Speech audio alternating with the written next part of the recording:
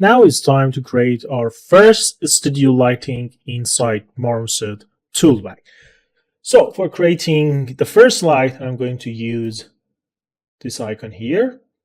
Okay, and let's change type to Omni. That's it. And let's change the shape from a sphere to rectangle. Okay, and as you can see, we can increase the width and height to create the shape that we want. And I need to have this kind of a straight line and shape. Okay, so remove rotation from transform of this light because it's omni and it's going to fill light in 360-degree. Okay, and let's fix up a position for this. Yeah, like this. Okay, and let's go for brightness like 5.5. That's it. We can play with the temperature too, like this one. Okay, I think 6600. It's okay. And I'm going to duplicate this light with Ctrl D, select the light, and press Ctrl D to duplicate the light. And let's reposition the light to here. If you couldn't see the shape of the light in the viewport, you just need to go over here in the viewport setting and just check show guide. Okay, and you can play with the wireframe here too, and that's it. So let's give rotation 90-degree. Okay, and yeah, boom, I think it's okay for the light number 1. Yeah, this one is better. I can play with the shape too. Yeah, bigger shape, it's better. And let's go for the backlight. So for the backlight, I'm going to duplicate the light, turn off all the light, and let's go here. This is the camera.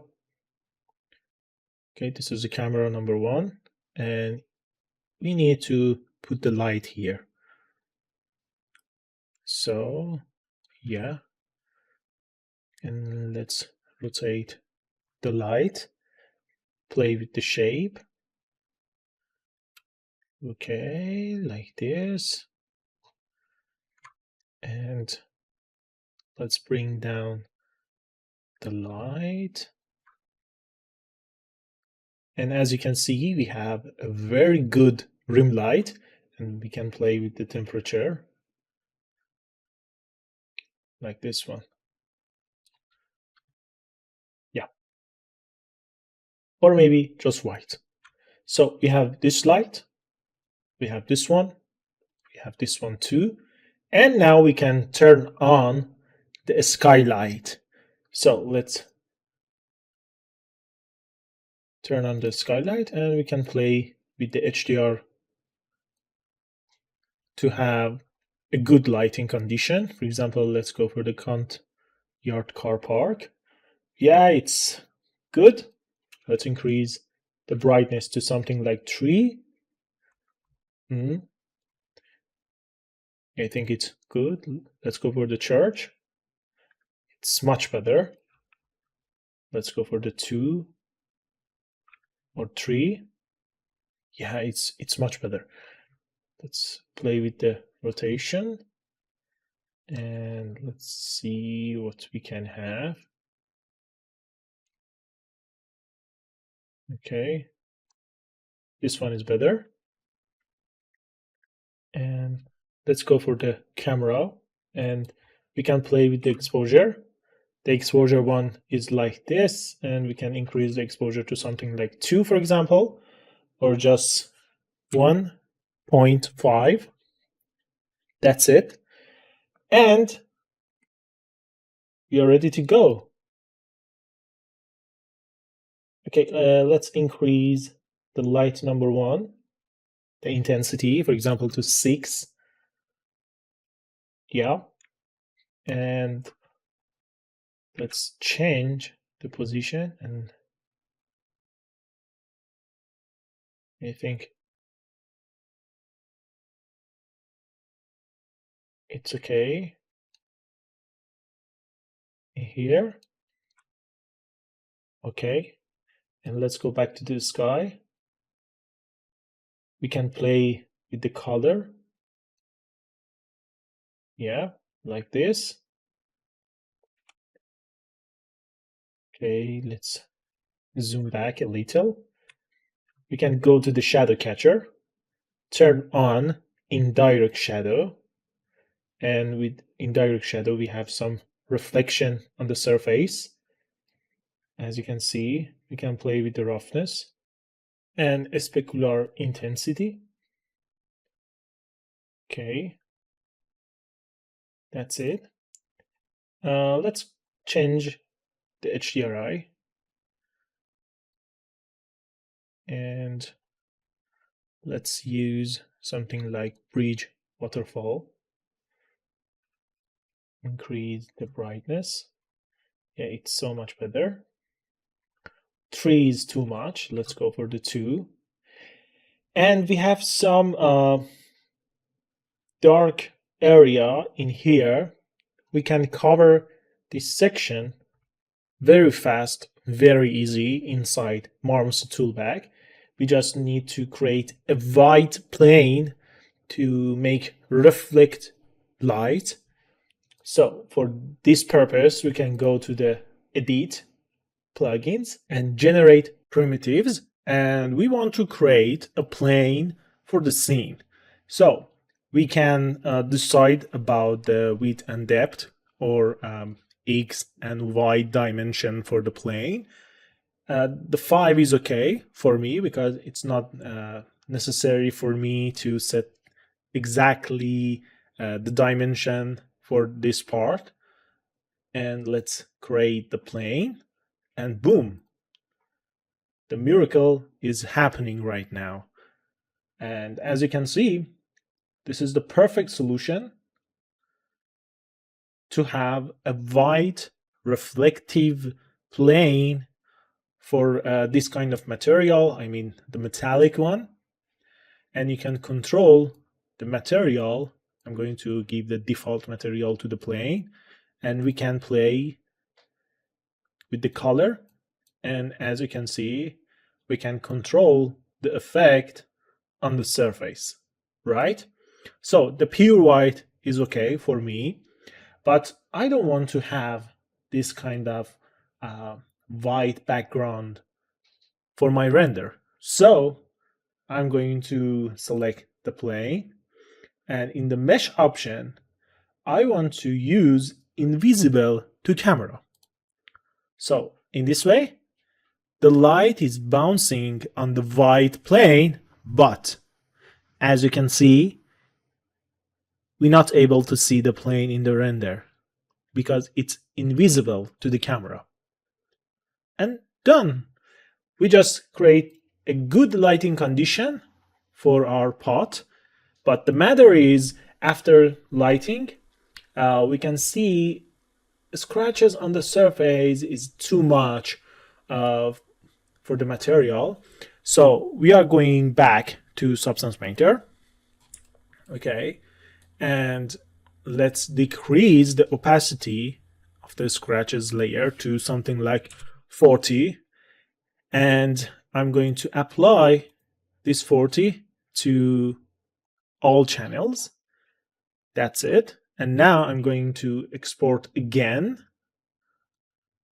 And when we export again in the same path without any changing to the name, after exporting the material in this Marmoset toolbag, it's going to be updated automatically. So let's export. Okay, exporting process is complete right now. And let's go back to the Marmoset. And as you can see, the material just updated itself, and we can have our render. Okay, let's go to the render. I'm going to output section. and I don't want to have transparency. Let's change the color in the background. Okay, like this. And I'm going to create render from the scene from camera 1. And let's create render and see what happened after that. Okay, as you can see, this is the final render, and there is no noise on the surface, and everything is okay. And we can create some post-process level on the Photoshop for this render. Let's do that, but it's not mandatory. This is enough, and you can use it in your portfolio. And let's go for the Photoshop. You can do this level in any software that you want, in any software that you know, and you can make the process longer and give so many detail in this process, in this stage to the render. It depends on your knowledge. But after rendering from Marmoset, this is the steps that I usually take to get better result. So I'm going to apply camera raw filter on the image. So let's load camera raw filter. And in this window and in the effects menu, I increase the texture value to 20, for example. And let's use clarity again. As you can see, it helps us to pop up the detail of the texture and the surface. We can add more vignette here. And that's it for the effect. I'm going for the detail and increase the sharpening to something like 30 or 50. It depends on the picture. And let's go back to the light. In the light, I always give some exposure, play with the contrast, decrease the highlight, increase the shadow. Okay, and that's it.